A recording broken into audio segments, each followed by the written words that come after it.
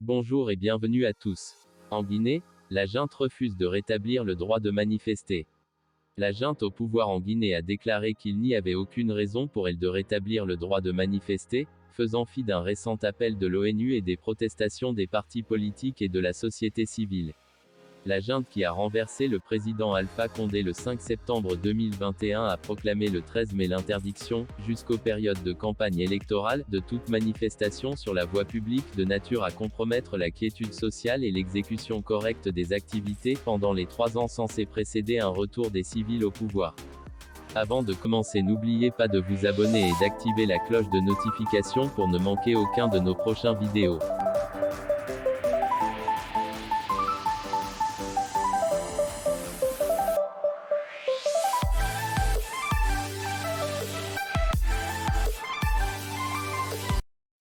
Lundi 30 mai, le Haut-Commissariat de l'ONU aux droits de l'homme a exhorté les militaires guinéens à rétablir le droit de manifester.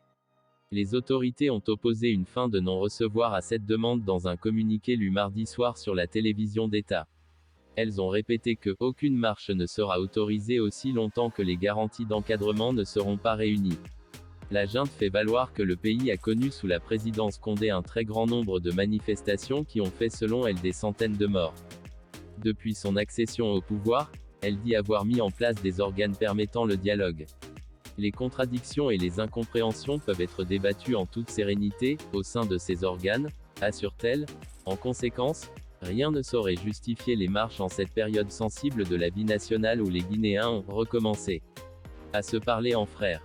Le Front National pour la Défense de la Constitution, FNDC collectif qui a orchestré des mois de mobilisation en 2019 à 2020 contre un troisième mandat de l'ancien président Condé, a dénoncé dans un communiqué publié sur les réseaux sociaux l'attitude dictatoriale de la junte.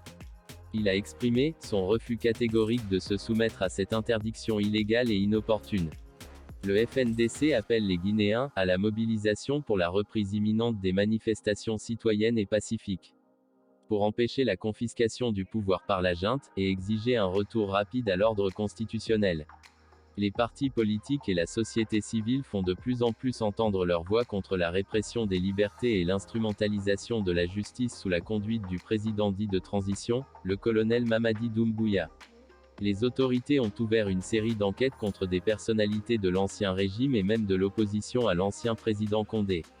Une cour spéciale anticorruption a décidé mardi de maintenir en détention 3 anciens ministres du président déchu, a-t-on appris auprès de leurs avocats.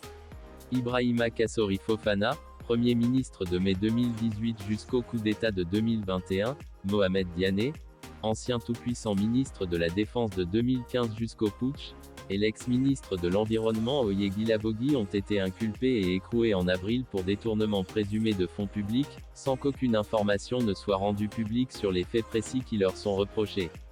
La situation en Guinée devrait figurer parmi les grands sujets d'un sommet de la Communauté économique des États de l'Afrique de l'Ouest, CEDEAO, samedi à Accra. Lors d'un précédent sommet, le 25 mars, les dirigeants ouest-africains avaient donné à la junte jusqu'au 25 avril pour présenter un calendrier acceptable de restitution du pouvoir aux civils, sous peine de sanctions économiques et financières. Depuis, la junte a fixé le délai à 36 mois, une durée difficilement acceptable pour la CEDEAO. C'est tout aujourd'hui. Merci d'avoir regardé notre vidéo.